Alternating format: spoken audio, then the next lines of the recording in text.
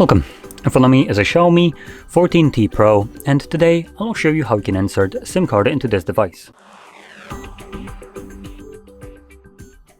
So to get started, you will need to grab a SIM eject tool similar to this one, which will come provided with the device in the box, but if you can't find it, you could use a paper clip, extending one of the ends, and it should work just as well.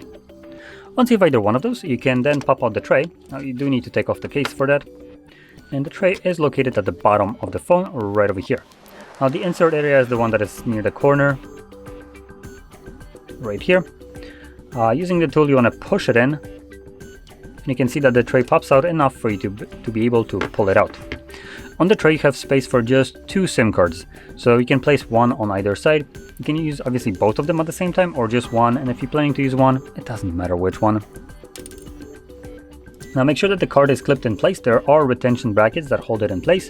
The card should be laying flush on the tray, and if you flip it over, it should not be falling out. From there, insert it back into your phone, and the card should start working. There we go, right away.